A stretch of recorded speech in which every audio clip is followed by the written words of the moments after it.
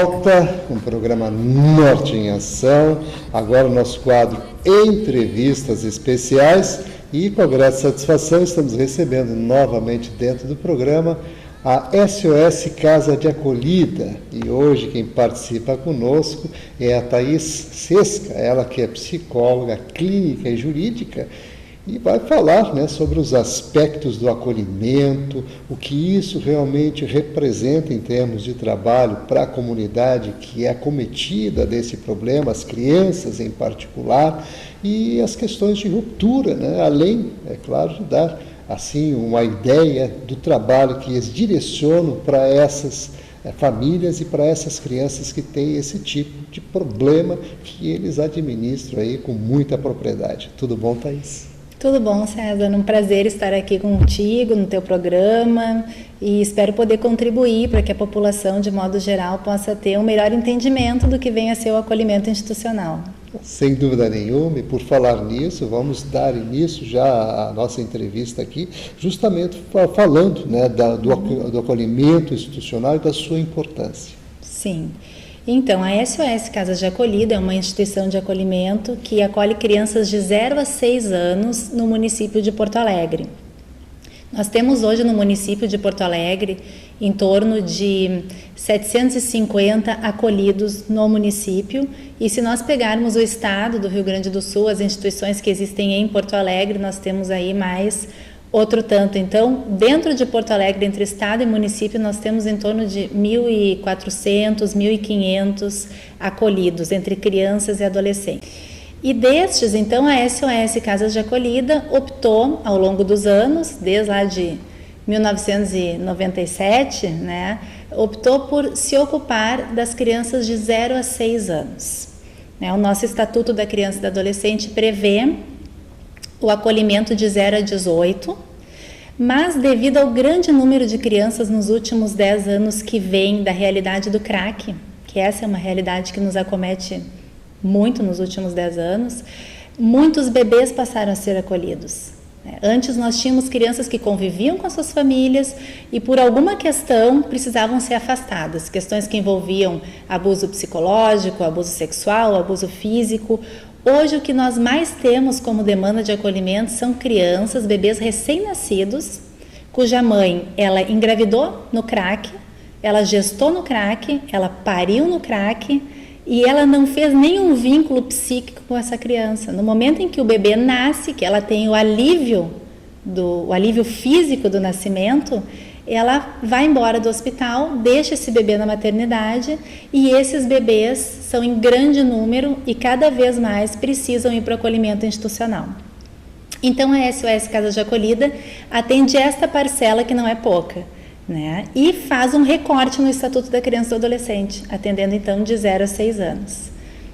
Realmente tem assim, um papel importantíssimo, e é claro que a gente lastima, inclusive, que a questão da droga, do crack principalmente, acometendo famílias, né, e jovens, né, por excelência.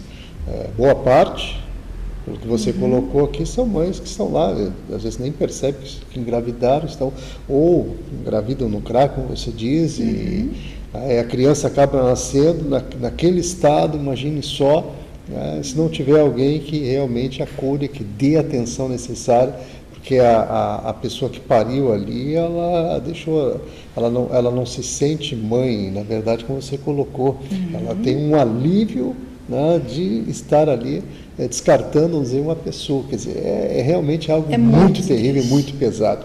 E essa situação, né, assim, já que a gente entrou nessa linha de raciocínio, a questão da ruptura, como se dá isso?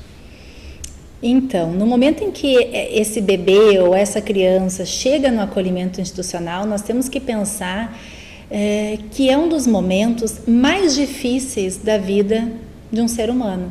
Por quê? Porque se é um bebê recém-nascido, ele saiu de um meio intrauterino, onde até a respiração funciona de uma forma diferente, né? Dependente. É um meio aquoso, né? Ele vem para um meio aeriano, ele chega num ambiente onde até aprender a respirar é necessário.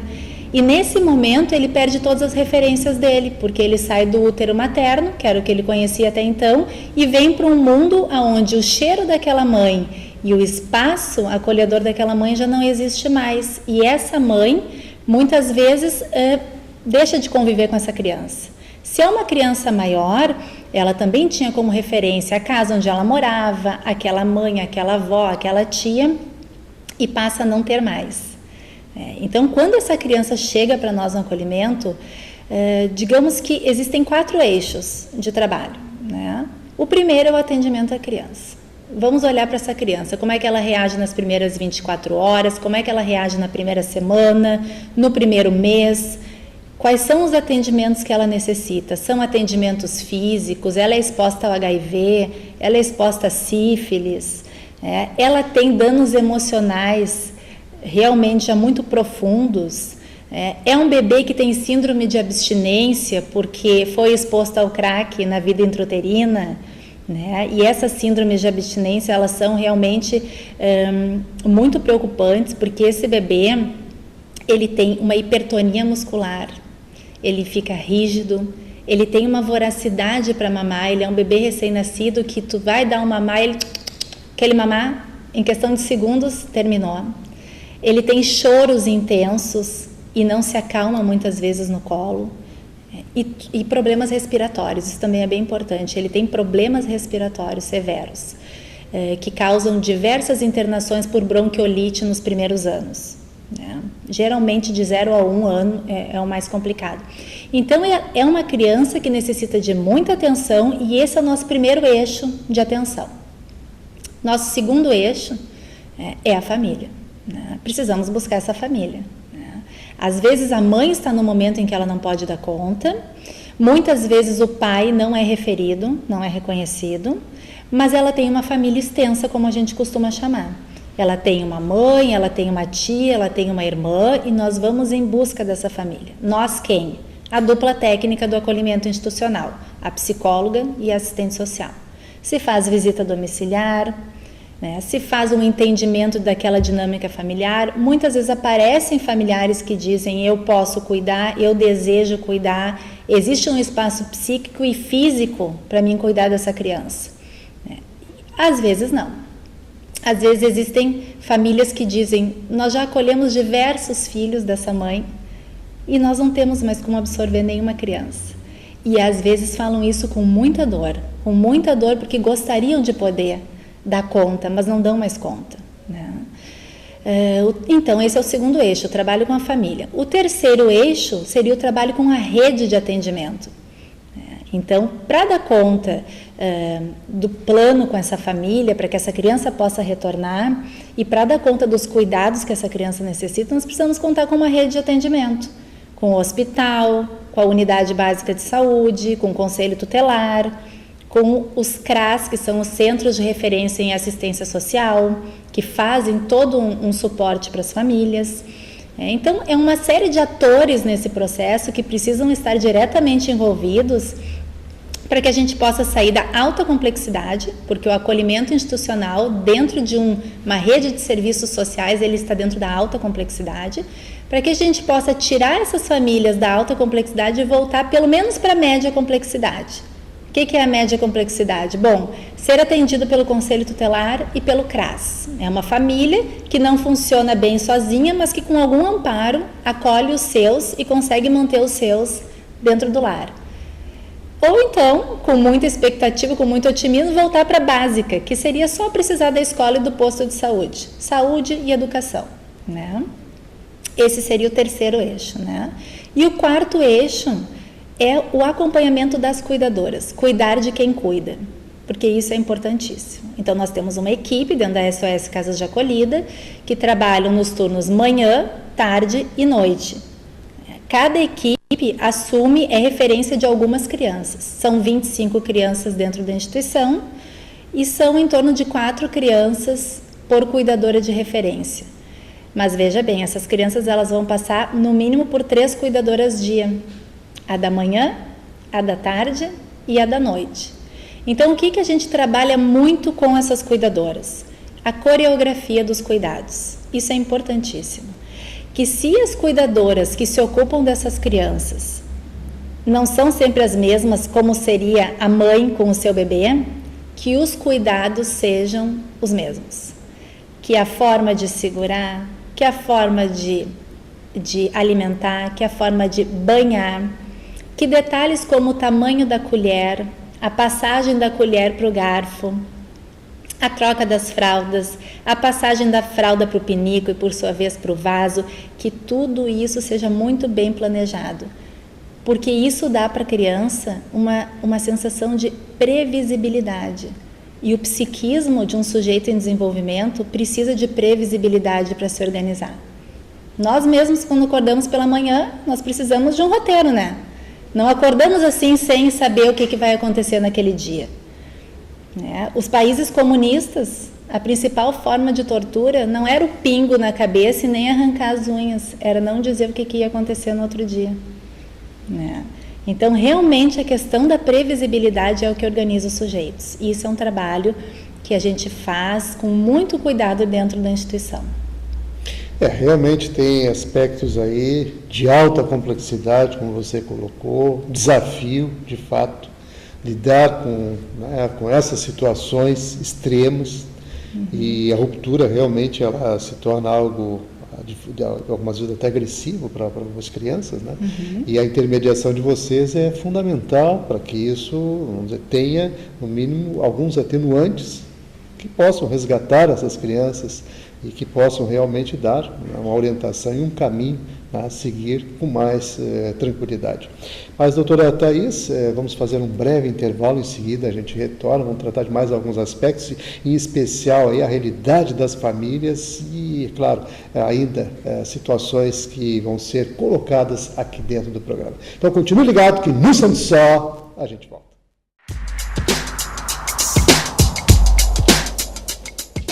O que a gente mais faz hoje em dia é clicar. Pena que o destino da maioria desses cliques é esse, o desperdício. Você sabia que apenas um clique pode ajudar a combater a fome no nosso estado? É só acessar cliquealimentos.com.br e dar um rumo mais digno aos seus cliques. A mesa de quem tem fome. Doar pelo Clique Alimentos é gratuito e não demora nem um minuto. Faça a sua parte. Clique para quem precisa. www.cliquealimentos.com.br.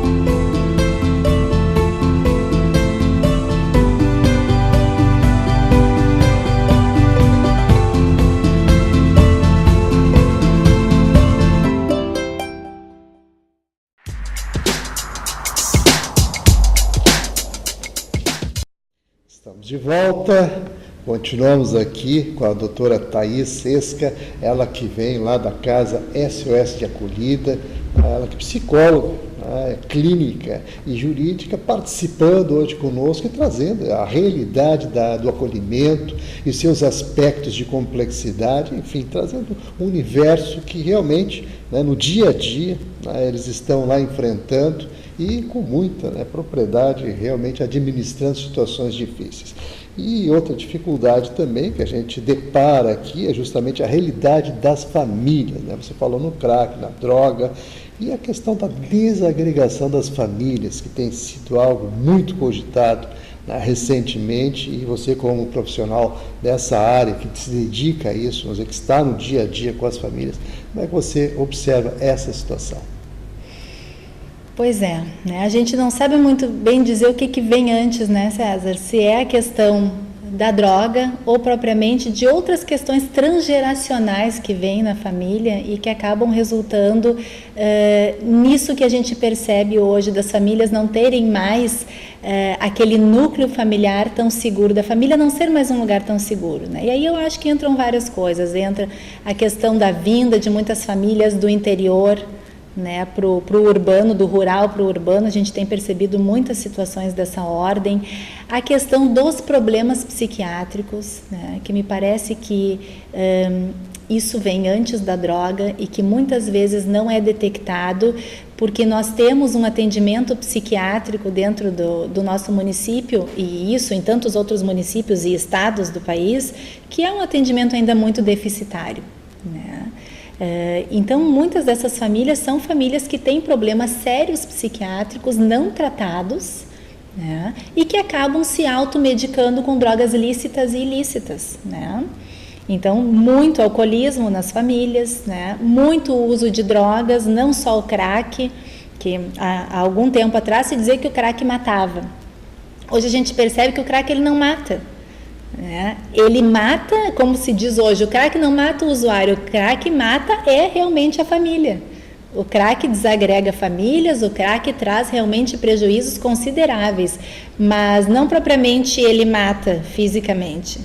E mentalmente, porque existem alguns estudos apontando nesse sentido, porque Exato. A pessoa, pelo que nós observamos e em outras matérias produzidas, as pessoas que consomem o crack, vamos dizer, demasiadamente ou continuamente, elas acabam depois produzindo, né, pessoas como se fossem robôs. Elas perdem boa parte do seu direcionamento, ou seja, do seu envolvimento como pessoa. E observamos no que compete especificamente ao crack, alterações importantes sob o ponto de vista neurológico, né? E sob o ponto de vista funcional também, a questão da crítica, né? O sujeito perde muito a capacidade de crítica. O afeto embotado, né? Então, o que é o afeto embotado? O sujeito não consegue mais se conectar afetivamente com as pessoas à sua volta. Ele está muito voltado mentalmente e fisicamente para como fazer para poder consumir mais droga, porque o corpo pede e o pensamento gira em torno dessa necessidade. Com isso, não adianta mais aquela mãe que chora e implora para o seu filho não usar mais a droga, né? Isso não faz mais sentido, a escola deixa de fazer sentido, a necessidade dos filhos deixa de fazer sentido, tanto é que eles furtam exatamente os pertences dos filhos, até mesmo brinquedos, roupas, objetos da casa para vender, né? Então esse é o auge do que a droga faz nas famílias. E em menor grau, mas crônico e também devastador, seria o uso do álcool, né? Porque o uso do álcool ele vai danificando progressivamente ao longo dos anos, numa intensidade menor. Cumulativo. É cumulativo e vai fazendo com que essa família também passe por situações que envolvem violência física, violência psicológica, a presença ausente, né? Porque o sujeito está ali, muitas vezes ele vai para o seu trabalho, ele volta no final do dia para casa, mas ele não está presente nessa família, né? Ele não é mais um membro com o qual a família possa dialogar e buscar formas de encaminhar as questões familiares. E isso repercute no que a gente vê hoje, nesse número de acolhimentos que não cessa e que tu vai conversar com essas famílias e o problema não surgiu nessa mãe que não pôde ficar com seu filho. O problema, ele vem dessa mãe que não foi cuidada como filha, não foi abastecida minimamente pela sua mãe, que por sua vez a sua mãe veio de uma cultura onde ela sofria sérias violências físicas, sérias punições, né? E que ela realmente também não tinha um vínculo afetivo com a sua mãe, e tu percebe ao longo da avaliação que, bom, nem essa mãe tem para dar, daqui a pouco nem essa avó tem para dar, né? E às vezes existe a bisavó, porque são mães muito jovens, mas também essa bisavó às vezes não tem para dar, né? Porque realmente não recebeu. E é uma realidade realmente muito, muito triste. A realidade dessas famílias realmente hoje são, assim, algo que tem que ser muito bem refletido, inclusive pelas autoridades, nas ações sociais, a exemplo do que a SOS Casa de Acolhida está desenvolvendo, justamente para atender essa demanda, mas de 0 a 6 anos, que foi o que vocês realmente direcionaram aqui em Porto Alegre, né? É bom salientar que estivemos aqui também com outra colega presente aqui, onde dão atendimento de 0 a 18 anos. Né? Então, existe assim a distinção, só para a gente deixar claro com relação ao trabalho que você desenvolve. Mas assim, doutora Thaís, estamos chegando aos minutinhos finais, quero aproveitar evidentemente eles para que a senhora então se dirija mais uma vez ao público que está aí atentamente assistindo o programa, né, para dar uma orientação a essas pessoas, né, e como elas devem, deparando com alguma situação, como elas devem proceder. Então, acho que é importante colocar nesses minutos finais a importância de que a sociedade civil como um todo entenda que a causa da criança e do adolescente é uma causa de todos, em todos os sentidos, tanto do seu ponto de vista da denúncia, no momento em que se depara com uma situação de violação dos direitos, como maus tratos, como qualquer tipo de violência verbal, física, sexual, que isso possa ser denunciado. Nós temos o Disque 100, que funciona já há um bom tempo e que é efetivo nisso. Temos também os conselhos tutelares, que são 10 micro-regiões em Porto Alegre, em todas as regiões de Porto Alegre tem um conselho tutelar. E importante também que a sociedade possa pensar em formas de poder contribuir para o desenvolvimento dessas crianças que hoje vivem em acolhimento. Né? Nós temos o benefício da adoção, que é um benefício importante, que também ocorre, que seria a pauta de um outro encontro, né, César? Sem dúvida. Mas nós temos também que pensar que no momento em que essas crianças estão dentro de um acolhimento, é um momento que precisa de ajuda não só da instituição, mas da sociedade civil. Como ajudar? Fazendo voluntariado, atendendo diretamente essas crianças, dedicando 2 horinhas da semana para estarem ali, ou ajudar mesmo com mantimentos. Por exemplo, na nossa instituição, hoje nós usamos 3.200 fraldas mês, né? São quase 600 litros de leite mês. Os bebês de 0 a 6 meses usam leite NAN. Quem é mãe, quem tem bebê, sabe o quanto que um leite NAN custa, uma lata, imagina para tantos bebês. Então, existem várias formas simples que não oneram as famílias e que podem ajudar muito no desenvolvimento dessas crianças que são tuteladas hoje pelo Estado, pelo município, pelas instituições e que precisam realmente do amparo da sociedade como um todo. Agradeço esse momento, espero que possamos nos encontrar em outros momentos e espero que o público possa se sensibilizar para a temática, assim como eu vejo exemplos formidáveis de pessoas que se sensibilizam e possam nos ajudar de alguma forma. Muito bem, então vamos mais uma vez a repetir. Disque 100, você pode contribuir, colaborar, denunciar, deparando com alguma situação aí de violência à criança, tá? É um dever do cidadão. E o telefone também da SOS Casa de Acolhida, ele se coloca à disposição para dar orientações aqui em Porto Alegre, 3335-1333, DDD 51. Então, doutora Thaís Sesca, muito obrigado pela participação, parabéns pelo trabalho.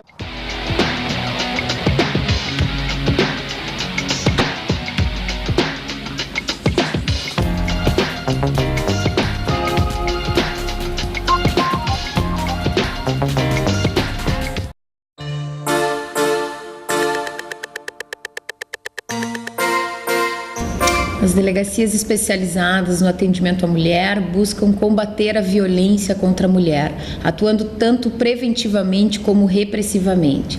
Temos atuado com as delegacias móveis, são as delegacias itinerantes que vão até o bairro, justamente no intuito de levar a essas mulheres os seus direitos, esclarecer os seus direitos e também proporcionar um registro de ocorrência policial mais próximo à sua casa. Fizemos inúmeras palestras, eventos, buscando sempre esse trabalho preventivo e atuando repressivamente na questão do combate à violência contra a mulher, prendendo os flagrantes, os agressores em flagrante e também preventivamente quando descumprem as medidas protetivas de urgência. Estamos à disposição em Porto Alegre, no Palácio da Polícia, na Avenida João Pessoa, 2050, 24 horas à disposição da mulher vítima de violência.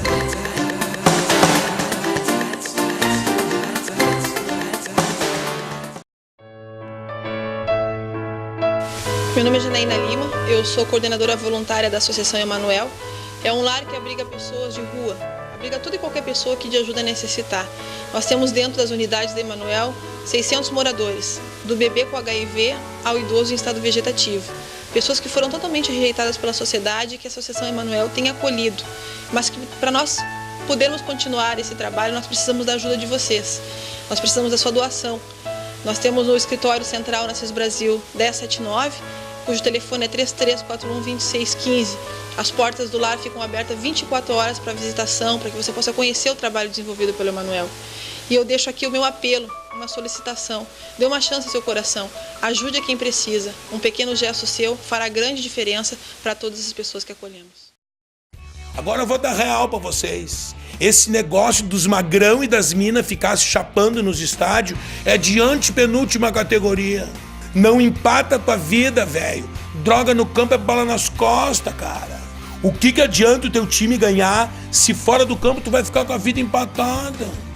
Droga no estádio não rola. E não me faz te pegar nojo. Deixe para viajar na alegria do gol e não na ilusão da droga. Droga no estádio não rola.